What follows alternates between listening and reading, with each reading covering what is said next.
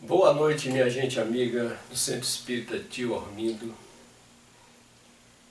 É com prazer que retorno a esta casa, mesmo que seja à distância, virtualmente, mas como sempre, fazer a convite do nosso irmão Celso.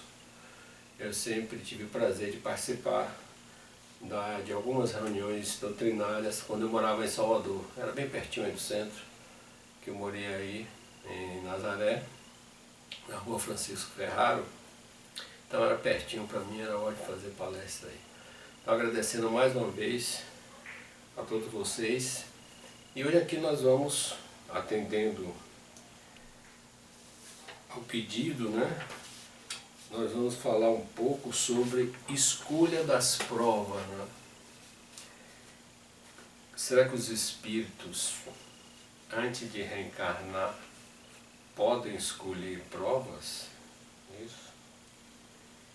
Então vamos tecer alguns comentários aí, buscando entender o que significa essa escolha dos espíritos, né?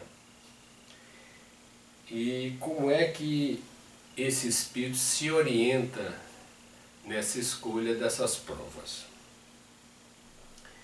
Então vamos lá.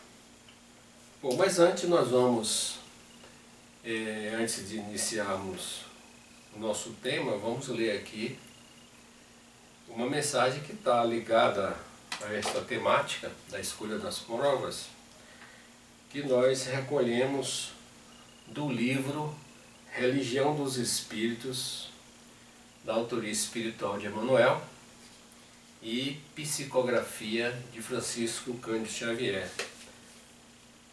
O título da mensagem é Examinadores. Então está nesse livro, Religião dos Espíritas, editado pela Federação Espírita Brasileira, FEB. Diz Emmanuel: examinadores. Observando a Terra do ponto de vista espiritual, podemos compará-la a uma imensa escola com vários cursos educativos. O aluno inicia o aprendizado pelo número da matrícula. O espírito começa o grande estágio carnal pela certidão do berço. O aluno, né? O primeiro ingressa na classe que lhe compete.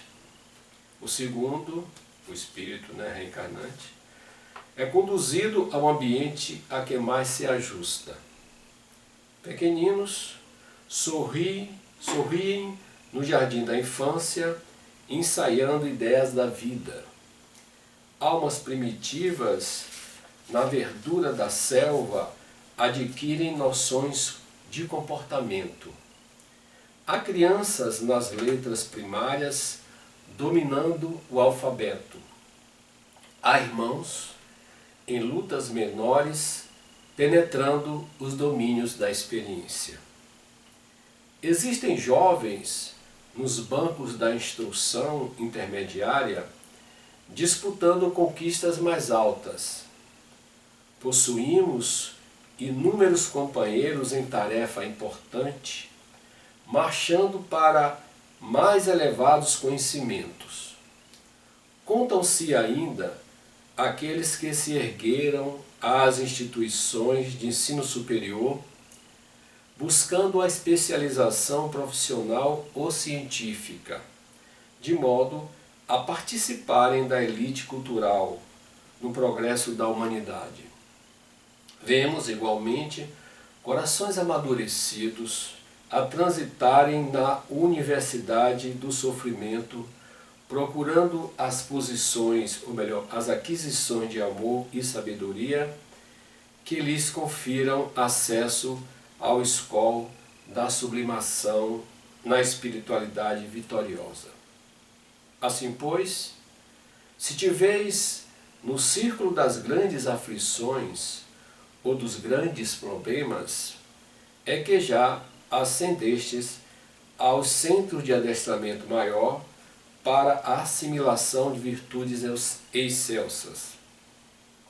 Recebe desse modo os parentes difíceis e os amigos complexos, os adversários gratuitos e os irmãos desafortunados, tanto quanto aqueles que te apedrejam e ferem, perseguem e caluniam, por examinadores constantes de teu aproveitamento nas ciências da alma, por instrutores na luta cotidiana. Cada um deles, hora a hora, te examina o grau de paciência e serviço, caridade e benevolência, perdão e fé viva, bom ânimo e entendimento. E lembrando-te de que o próprio Cristo sofreu ironia e espancamento entre eles no dia da cruz, asserena-te na banca de provas em que te encontras, aprendendo a valorizar em teu próprio favor o poder da humildade e a força da compaixão. Então essa é a mensagem de Emmanuel, através de Chico, que discorre sobre os examinadores. Quer dizer, nós estamos aqui, né, numa escola. O planeta Terra, né, os mundos materiais, são escolas para os espíritos, porque todos nós somos espíritos criados por Deus, simples e ignorantes, isto é, sem instrução alguma, sem experiência, mas que somos somos criados com o objetivo de crescermos, de evoluirmos, de sairmos do nível, né, de primitivismo espiritual, digamos assim, nas primeiras encarnações, para, no decorrer das sucessivas inúmeras reencarnações, alcançarmos o ponto mais alto da evolução, que seria, para nós aqui, espíritos puros. Então, nós fazemos todo esse processo. Então, nesse processo, né, que é um processo educativo, semelhantemente ao processo que nós conhecemos, né, das escolas, nós vemos que, né, nas escolas existem provas.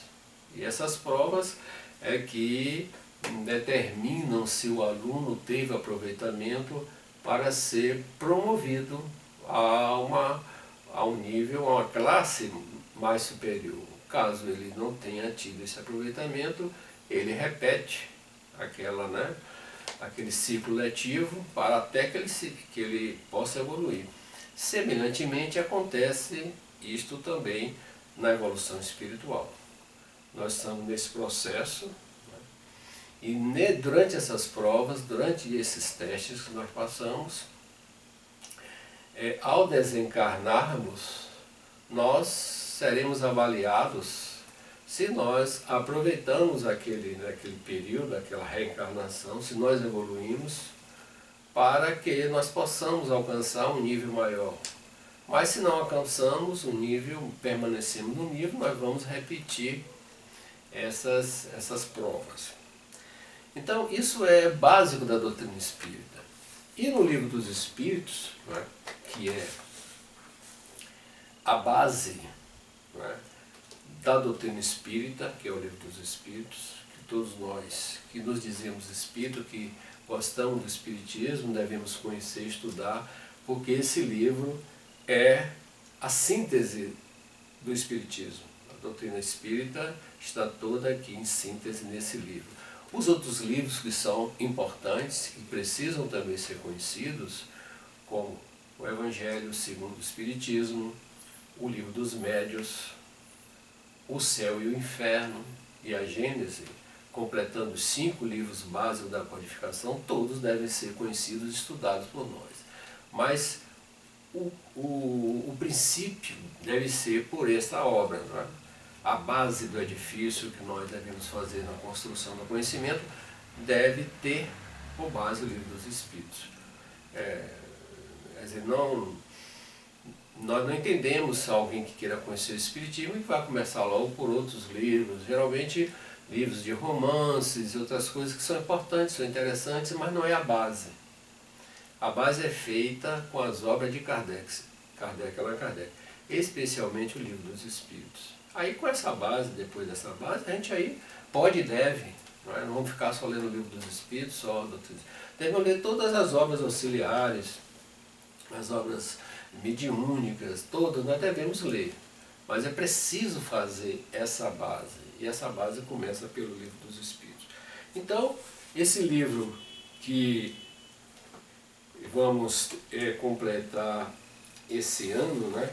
Nós vamos ter, esse ano são 164 anos do surgimento dessa obra, que nos foi trazida em 18 de abril de 1857, na cidade de Paris, por Allan Kardec, que é um pseudônimo do professor Hipólite Léon Denisard de Rivail. Bom, então voltando ao nosso tema, a escolha das provas, na segunda parte do Livro dos Espíritos, Allan Kardec vai começar a fazer uma série de perguntas aos espíritos superiores que ditaram a ele a qualificação, falando sobre, a segunda parte do Livro dos Espíritos fala sobre a vida espírita ou a vida no mundo espírita, né? A vida no mundo espiritual. Então, nessa parte desse livro, Allan Kardec faz diversos questionamentos sobre a vida dos espíritos. E um desses questionamentos, uma série desses questionamentos, Allan Kardec faz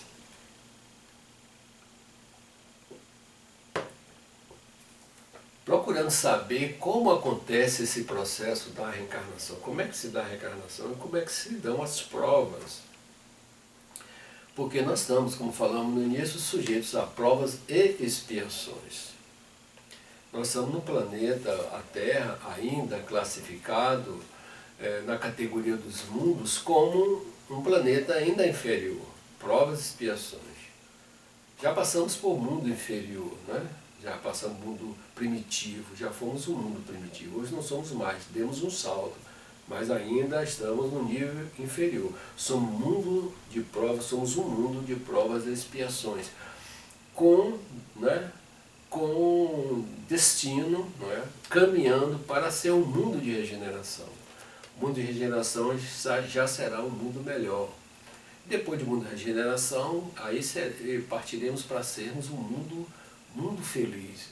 Vamos entrar na categoria dos mundos felizes. Mas por enquanto, nós estamos no mundo de provas e expiações. Então todos os espíritos que reencarnam nesses mundos, o mundo primitivo, o mundo de provas e expiações, são espíritos ainda no início da sua jornada. São espíritos ainda que não estão amadurecidos.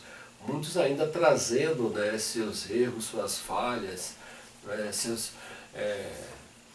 seus desequilíbrios. Então nós estamos passando por essa fase.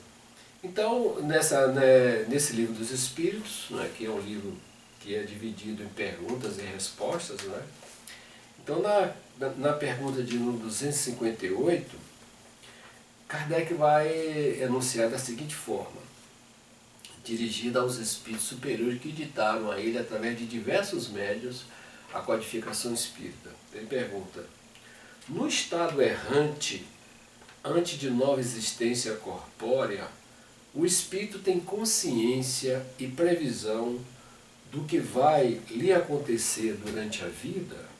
Então, observemos que Kardec pergunta, se os espíritos têm consciência e previsão. Porque nós, como acreditamos na imortalidade, sabemos que não há morte, a vida no corpo físico é uma experiência que o espírito necessita, principalmente quando ele está no seu início da sua caminhada espiritual, ele precisa de reencarnar nesses mundos ainda bem materializados e tal, nesse tipo de vida. Então ele precisa reencarnar. Quando o espírito desencarna, para onde ele vai? Ele retorna à sua verdadeira pátria, que é o mundo espiritual. Nas primeiras encarnações, dizem os mentores espirituais, que nas primeiras encarnações dos espíritos, as primeiras encarnações seriam, digamos assim, comparativamente, aqueles espíritos que nós vimos aqui, aqueles homens das cavernas, né? Aquele tipo de vida representaria as primeiras encarnações, né?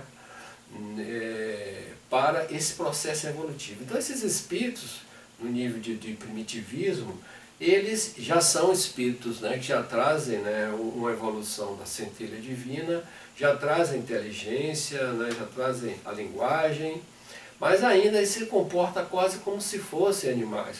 O instinto ainda é muito forte, mas eles têm inteligência. Uma inteligência ainda rudimentar, não tem ainda conhecimento da moral, dessas coisas que a experiência, que a evolução vão nos trazer. Mas à medida que o espírito encarna, desencarna, volta a encarnar de novo, desencarna, volta mais uma vez a encarnar. Nesse processo de encarna, desencarna, né, tem uma vida física, morre, na linguagem comum, retorna ao mundo espiritual, o espírito, ele em si, ele vai guardando, ele vai acumulando experiências, que ele não perde, ele traz nas próximas existências. Ele não se lembra claramente do passado. Normalmente nós não temos condições de nos lembrarmos das vidas anteriores. E por que não nos lembramos? Porque é interessante, é importante. Porque essa lembrança, no nível que nós estamos, não nos iria ajudar na nossa evolução. Porque nós iremos nos lembrar do que fomos na vida anterior e, consequentemente, nós iríamos lembrar do que foram aqueles que estão ao nosso lado. Imaginemos no mesmo lar, como, né, isso acontece, a gente vai falar um pouco sobre isso, reencarnarem no mesmo lar como irmãos, ou como marido e mulher, como esposo e esposa, ou como pai e filha, inimigos ferrenhos do passado. Né? Como haveria, né, essa certa trégua entre eles? Porque o esquecimento do passado é uma trégua. O esquecimento não é definitivo. É enquanto se está encarnado, se esquece. Mas ao desencarnar, ao voltar para o mundo espiritual, o espírito sempre lembra da sua última encarnação e também das outras encarnações. Então, como seria possível a reaproximação? Porque a finalidade da reencarnação é a evolução. E a evolução ela vem através, principalmente, da lei de amor. A lei que Jesus nos recomenda: amar a Deus acima de todas as coisas e amar ao próximo como a si mesmo. Então, se nós precisamos amar, né, então os nossos inimigos do passado, nós precisamos nos reajustar com eles e eles conosco. Então, a sabedoria divina e a justiça divina tem essas saídas, essas maneiras de nos reaproximarmos uns dos outros, de nos reaproximar. Então nós renascemos no mesmo lar. Então como ficaria se nós estivéssemos nos lembrando? Às vezes nós já temos dificuldades no relacionamento entre irmãos, entre cônjuges, entre pais e filhos e tal. A gente não tem lembrança, a gente às vezes tem. Às vezes é algo assim que não se sabe explicar porquê, que certos membros da família têm aversão a outras, sem nenhuma causa aparente na vida ali atual. E muitas vezes essas aversões são lembranças instintivas, vem lá do inconsciente. O inconsciente está trazendo aquela aversão, aquela pessoa que talvez no passado tenha feito muito mal. Então, esse esquecimento é temporário. Então, mas o espírito vai trazendo também, através de intuições, aquilo que eles desenvolveram, as artes, o aprendizado. Então a gente vê, muitas vezes, certos jovens ou crianças até demonstrando precocemente um talento para uma arte, para um ofício. De onde vem isso? Às vezes não aprendeu, não teve condição de ver, a família às vezes não tem não há nenhuma maneira de ensinar aquele garoto, aquela menina e tal, e já traz. De onde vem? Vem do próprio espírito. Mas quando o espírito ele começa a ter um certo entendimento nas primeiras encarnações, como nós dissemos, ele ainda não tem um certo entendimento desse processo.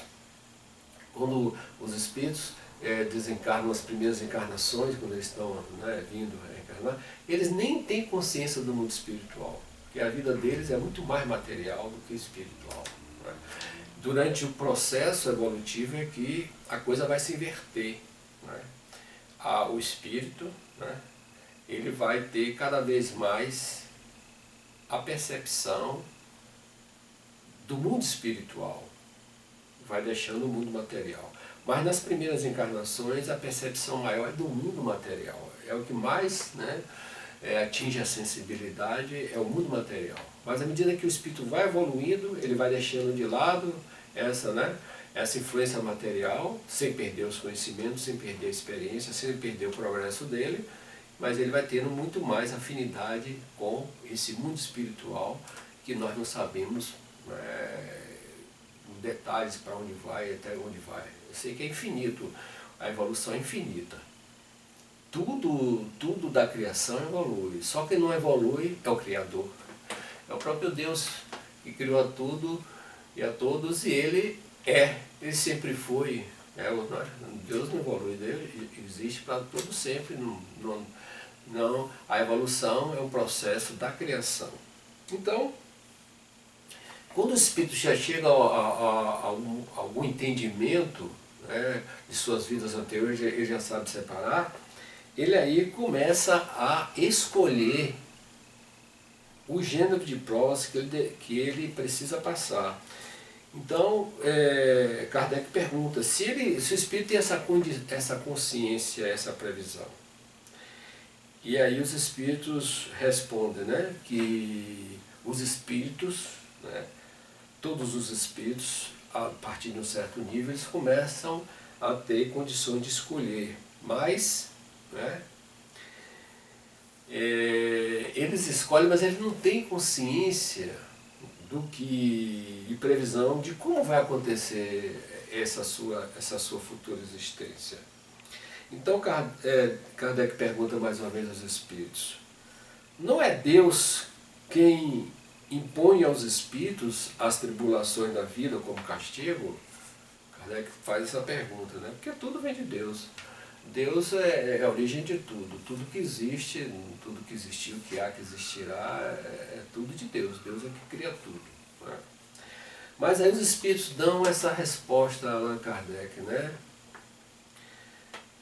Nada acontece sem a permissão divina, sem a permissão de Deus. Porque foi Ele quem estabeleceu todas as leis que regem o universo. Perguntareis agora, por que Ele fez tal lei em vez de tal outra? Dando ao Espírito a liberdade de escolha, deixa-lhe toda a responsabilidade dos seus atos e das suas consequências. Nada lhe estorva o futuro. O caminho do bem está à sua frente como a do mal. Mas, se sucumbir, se falhar, né? Se sucumbir, ainda lhe resta uma consolação. Resta um espírito, se ele falhar, resta uma consolação. A de que nem tudo acabou para ele. Pois Deus, na sua bondade, permite-lhe recomeçar o que foi mal feito.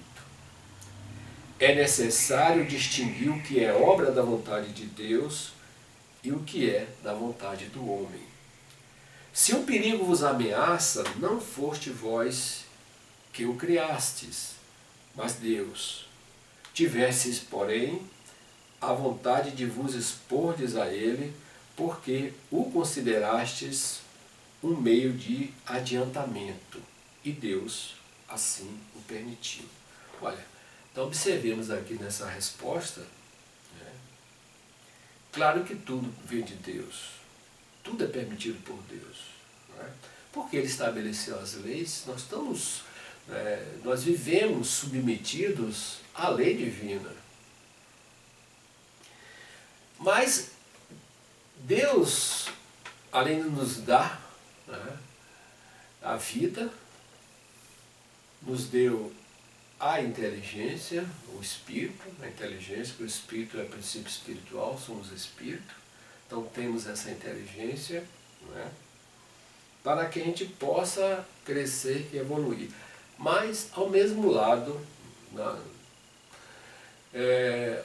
ao lado da inteligência, Deus nos deu também o livre-arbítrio. O que é o livre-arbítrio? É nós termos, né, as condições de, através da nossa vontade livre, consciente, agir em nossas vidas. Agir de uma forma, agir de outra. Esse é o livre-arbítrio. Mas, tendo esse livre-arbítrio, que possamos até fazer a observação, o livre-arbítrio, que é uma conquista nossa, Deus nos deu e a gente vai desenvolvendo, ele não é, digamos assim, 100% nas primeiras encarnações. Nós falamos dos espíritos nas primeiras encarnações, dos espíritos, né, que vieram aqui da primeira vez, espíritos ditos reencarnaram como seres primitivos, né, homens das cavernas. É claro que ali a inteligência estava começando a se desenvolver e também o livre-arbítrio. O livre-arbítrio ali era muito pouco. Então, basicamente, esses espíritos viviam, né, dominados mais pela lei divina.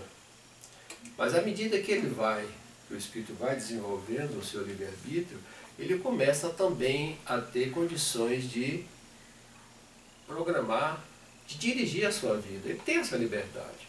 Agora, é claro que ele, tendo essa liberdade, ele vai buscar, né, as provações, no caso, porque nós vivemos num mundo de provas e expiações. Qual é a diferença entre provas e expiações? Prova a gente já falou.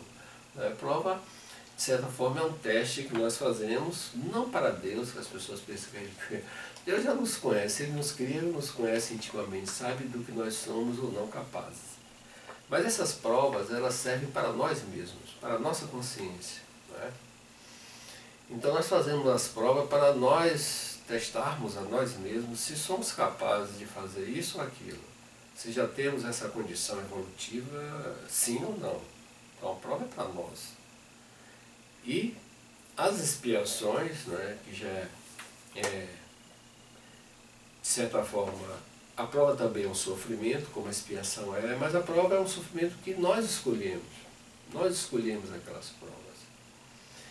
Mas as expiações, a prova a gente pode até desistir da prova.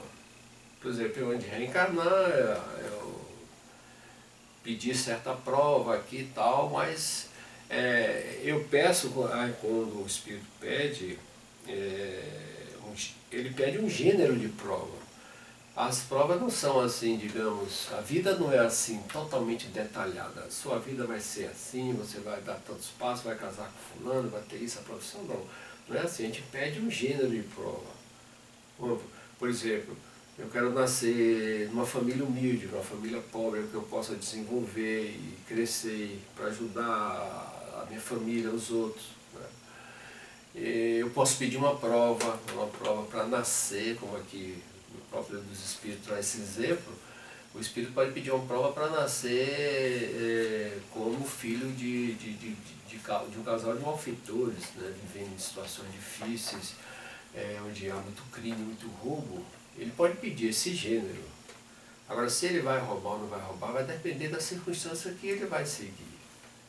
Aí, geralmente, uma prova difícil. É preciso que o Espírito tenha muita força, muita força de vontade, muita fé, muita disposição, né, já tem uma certa evolução para ele conseguir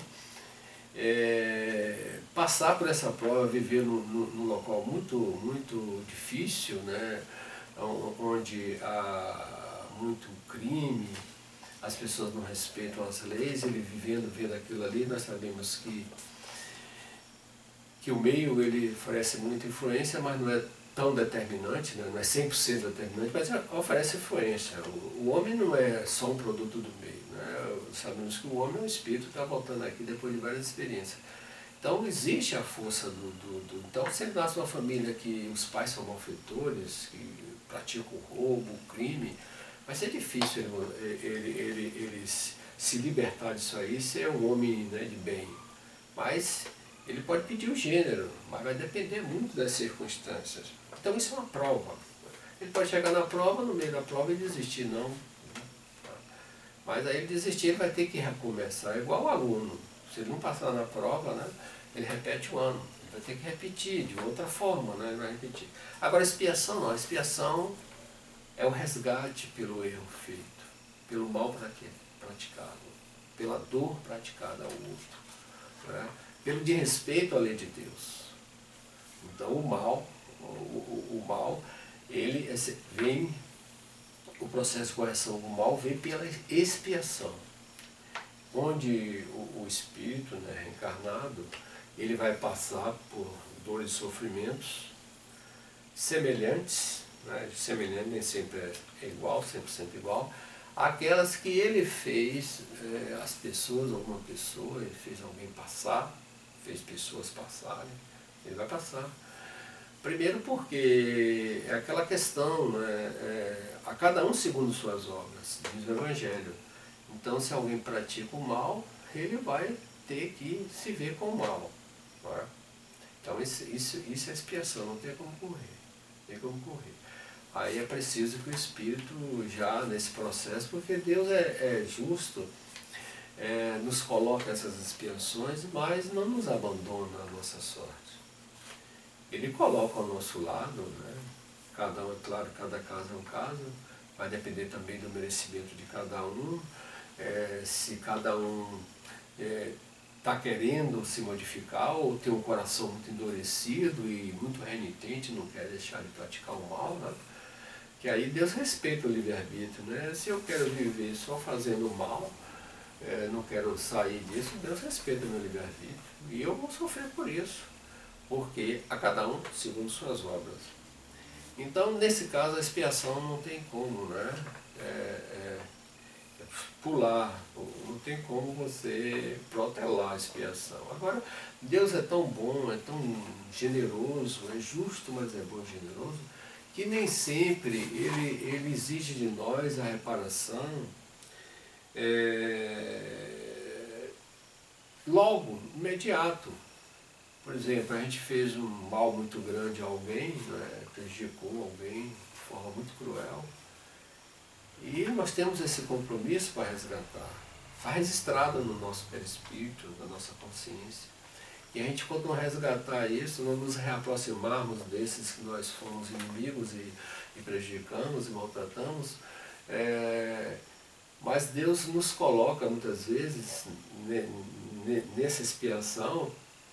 Ele não exige de nós a expiação de tantos crimes que nós viemos praticando de uma única vez. Ele nos concede, né, períodos para a gente ir resgatando esses erros, esses crimes, como se fossem assim mínimas prestações, né? Fazer assim uma comparação grosseira, mas a gente vem pouco a pouco resgatando isso. É por isso que nós que acreditamos em Deus e temos essa visão espírita, nós sempre achamos que devemos agradecer a Deus por tudo, até pela dor, pelo sofrimento, nós sabemos que estamos ali resgatando, né? Porque nada nos acontece por acaso, nada. Deus seria injusto se deixasse que nós passássemos por dores, por sofrimentos, que nós não tivéssemos nenhuma ligação, tá? Nenhum merecimento para passar por isso, por essas dores. Vemos aqui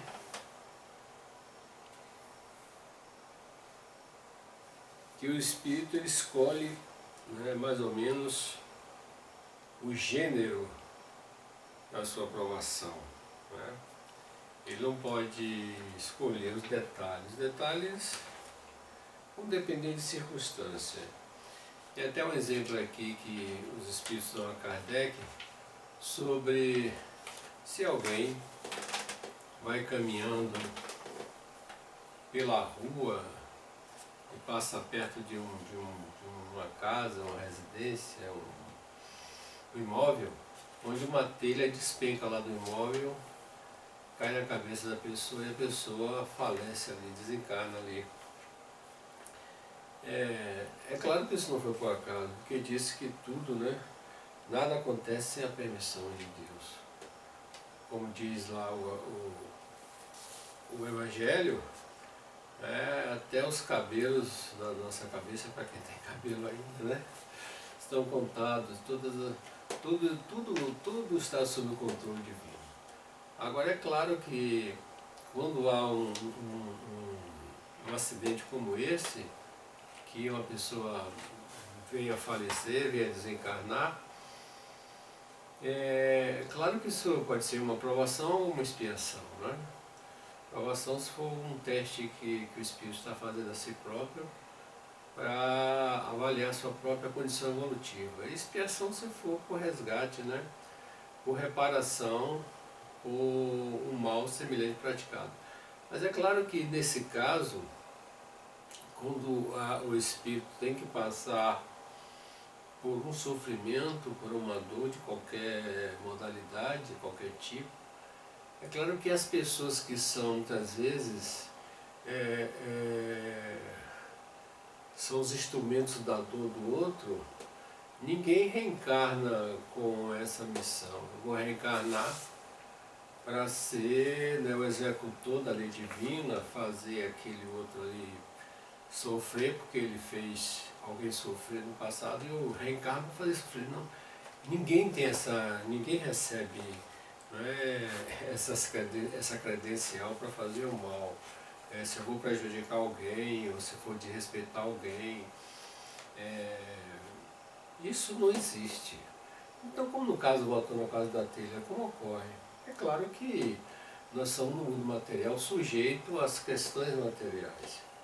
Obviamente, se for investigar, vai se ver por que houve o desprendimento da telha que caiu do alto e veio a tirar a vida física de uma pessoa, desencarnar uma pessoa. Claro que pode ser uma construção antiga, sem manutenção, né? Os responsáveis não deram manutenção e com a corrosão, com a falência da estrutura, a telha veio a cair. Ou pode ter sido uma construção nova, em que os operários não foram bem cuidadosos, o serviço não saiu bem feito e essa telha veio a cair. É claro que a pessoa não fez isso, normalmente não fez isso fazendo assim, uma previsão de que iria tirar a vida de A, B ou C. Nesse caso não. Então as pessoas são responsáveis, sim, claro. Se alguém faz um serviço negligente, ele tem, né, ele tem a responsabilidade. É claro que a justiça divina, ela é completa e é realmente justiça, né? Porque a dos homens nem sempre é justiça. A dos homens a gente vê aí tantas pessoas que mais do que nunca está provada os seus erros, está à mostra ali para qualquer um ver, mas sempre a justiça dá um jeitinho, né? E passar a mão pela cabeça. E às vezes é outro que fez um mal muito menor, um mal de pequena monta e sofre, né, vai para a cadeia, fica lá preso, sofre muito. Por outro lado, ladrões de colarinho branco fazem enormes roubos e não acontece nada. Isso com a lei dos homens, mas a lei divina não. Ninguém escapa da lei divina, porque as leis estão registradas aonde? Os Espíritos será Kardec, registrada na nossa consciência. Então, na nossa consciência nós temos a lei divina. Né? Ninguém vai depois julgar que não sabia. Da mesma forma como a lei dos homens, a lei humana, há lá um dispositivo que diz que a ninguém é dado desconhecer a lei. E a lei divina, muito mais isso é verdadeiro porque está escrito na consciência. As pessoas quando fazem o mal, a consciência acusa que é o mal que elas estão fazendo. Mas, né, o egoísmo, o orgulho, né, essas duas grandes chagas da humanidade é que fazem com que a pessoa, né, supere aquela voz íntima que diz, não, isso está errado, você não pode fazer isso, está errado. Ele passa por cima. Mas pode fugir até da lei dos homens pode não perceber. Mas a lei divina vai chegar. Então, isso pode acontecer. Então a pessoa que passou por ali tinha realmente um histórico de sofrer um desencarne, mais ou menos, não necessariamente uma telha. Podia ser um desastre qualquer. Não, no momento foi uma telha. Que os espíritos podem até ter inspirado ela a passar ali, mas não é que os espíritos foram lá tirar a telha. Eles dizem que o espírito vai tirar a telha, não, isso não é função do espírito.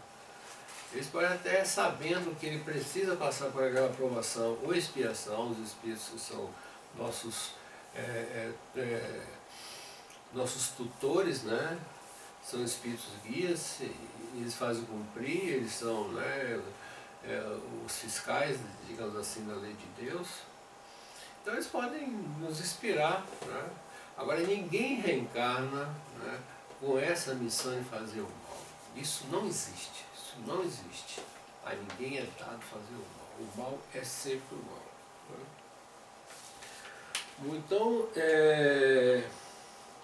Então a prerrogativa da escolha das provas, suas limitações, essa prerrogativa está sempre em consonância com as condições do espírito fazer a escolha correta, né?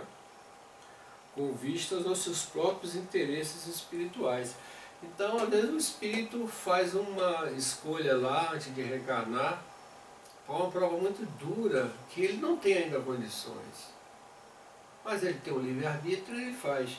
Claro que sempre quando já tem um livre-arbítrio, alguma condição, porque quem faz a escolha de prova é porque tem alguma condição já espiritual.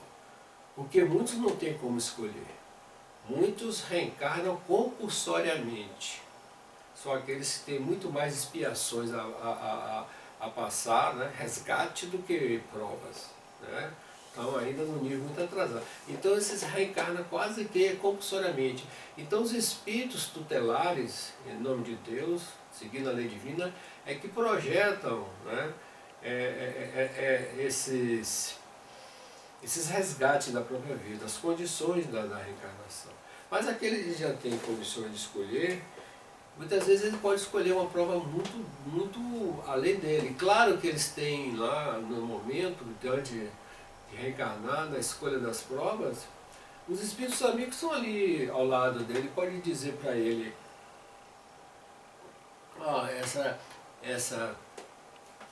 isso que você está planejando aí, passar, você não tem ainda estrutura para isso. Tente uma outra, não é? Mas se o espírito quiser insistir, não é? Ele tem o livre-arbítrio. Então, isso vai depender das condições do espírito. Né? Como falamos, os espíritos inferiores não têm ainda a condição de escolher suas expiações, muito menos as provas. Né? Ou as suas provas, muito menos expiações. Né? Então, eles têm que atender às leis da natureza, às leis divinas que são inflexíveis. As leis divinas se cumprem. E quando nós falamos das escolhas das provas, nós devemos ter a consciência de que o próprio Espírito, né, foi ele que escolheu o gênero da prova, porque ele vai passar. O gênero é escolhido pelo Espírito. Né? Escolheu porque temos o livre-arbítrio. Então, Deus elaborou as suas leis e nos deixa, né, a liberdade de escolha. Então nós temos, Deus criou as leis, estamos sob a égide, né, o império das leis divinas, mas Ele nos deixou a liberdade de escolher, para que nós tenhamos a responsabilidade pelos nossos atos. Porque se nós não tivéssemos como escolher, não tivéssemos o livre-arbítrio, nós poderíamos até, né, dizer, eu não sou responsável por nada, eu não tenho livre-arbítrio, eu fiz de uma forma mecânica, automática, inconsciente, não. É claro que quanto mais consciência o espírito tem, quanto mais esclarecimento ele tem, mais ele é responsável. Quando o espírito ainda está nos estágios inferiores da evolução, né, ele tem menos responsabilidade. Né? Semelhantemente, guardando, né, as devidas proporções, é como se fosse um animal. Né? O animal não está regido por essas leis de causa e efeito. Não está regido isso. O animal age por instinto. O animal não ataca porque ele planejou, arquitetou com maldade, com crueldade, a fazer isso aqui. Não, o animal reage por instinto. Quando ele ataca alguém, outro animal, ou alguém, ele está reagindo pelo instinto. Ou para se defender, para defender o território dele, ou defender a cria dele, ele se sente ameaçado, mas não tem nenhum, não é? O animal não está interferindo em nenhuma lei divina. Mas o homem sim, o espírito já no nível menor ele tem essa responsabilidade, né? Então, quais são os critérios utilizados na escolha das provas? Os critérios utilizados na escolha das provas. A cada escolha teremos diferentes lutas a enfrentar. Os detalhes dos acontecimentos nascem das circunstâncias. Somente são previstos os grandes acontecimentos. Quer dizer, quando a gente faz uma escolha de uma prova, o que está mais ou menos previsto são os grandes acontecimentos. As coisas mais importantes, um desencarne, uma profissão, né, ou um casamento. Mas não que você foi na rua ali e você pisou num buraco sem ver, você torçou e teve um problema nos pés. Né? Isso não está previsto, isso coisas faz parte da nossa própria vida material, são percalços, né? São dificuldades da própria vida material. Porque muitas vezes nós sofremos por nossa falta de atenção, nossa incúria mesmo, a gente não somos vigilantes. É como Jesus diz, e nós nos esquecemos dessa recomendação, que é vigiai e orai para não cair em tentação. E normalmente nós não vigiamos nem oramos. E aí vamos a vida aí tocando como se fôssemos simplesmente um ser qualquer, uma máquina. E aí acontecem as coisas, não estava previsto lá em cima, não, foi gênio escolhido, não. A nossa própria imprevidência na vida atual é que pode também nos trazer dificuldades, problemas que não estavam assim programados. Então isso acontece porque nós estamos realizando atos com a nossa autonomia, com o nosso livre-arbítrio. Então por isso nós somos responsáveis. Então os critérios utilizados na escolha das provas. A cada escolha de uma prova, nós teremos diferentes lutas a enfrentar. Né? Os detalhes dos acontecimentos nascem das circunstâncias, né? Como nós já havíamos lido isso. Né? Então, mas aqui, basicamente, isso aqui para nós chegarmos ao final. Por exemplo, nós falamos, né, do espírito que escolhe, ele já foi assaltante, já foi um fora da lei, um malfeitor, um bandido, em outras encarnações. E ele pede, por exemplo, nós falamos há pouco, mas só lembrando aqui rapidamente, ele pede para nascer num lar de pessoas que vivem ainda do malfeito. Então ele vai ter que ter, né? Ele vai experimentar todas as tentações, que ele vai se testar para ver se ele consegue superar. E muitos não conseguem, né, superar, mas há também outros que conseguem. Há muitos casos de pessoas que conseguem se superar o meio em que vivem. Né? Dá um exemplo assim, sai daquele meio, como se fosse assim, a pérola que sai da lama, né?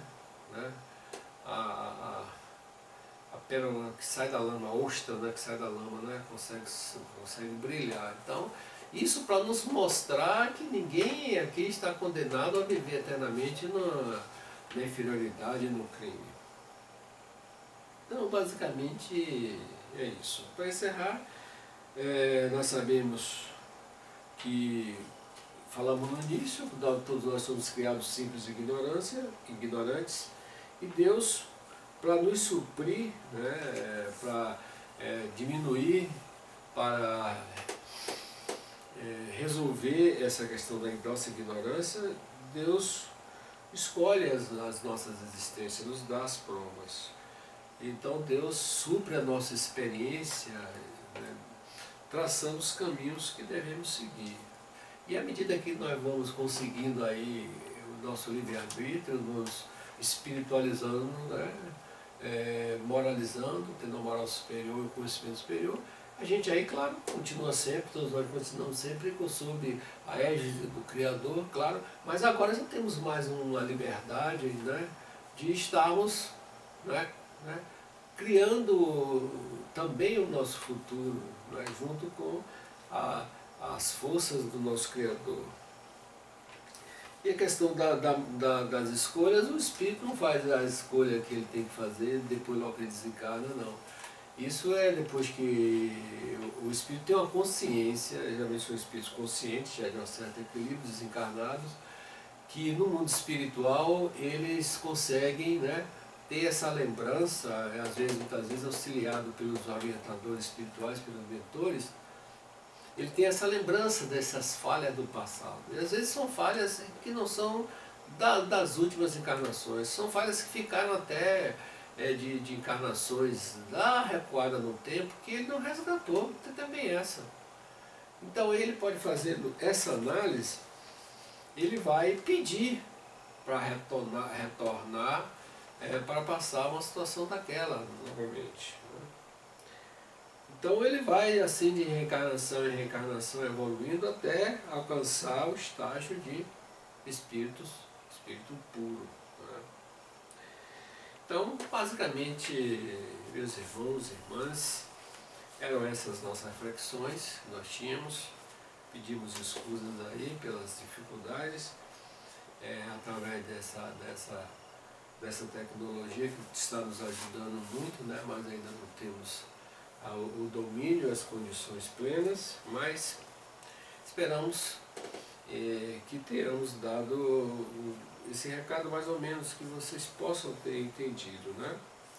E vamos encerrar aqui agradecendo mais uma vez, em nome do nosso Mestre Jesus, agradecer ao nosso Pai Criador, rogando que em sua misericórdia Ele nos ajude hoje e sempre. Que Ele nos socorra das nossas dores e desatinos. Especialmente, Senhor, nesses tempos em que vivemos da perplexidade dessa pandemia que assusta tantas pessoas, que é o Covid-19. Então pedimos que nos dê sabedoria, nos dê amor, nos dê a paz para toda a nossa humanidade. Em nome de nosso irmão maior Jesus Cristo, que nós possamos crescer, evoluir e estarmos sempre preparados para todas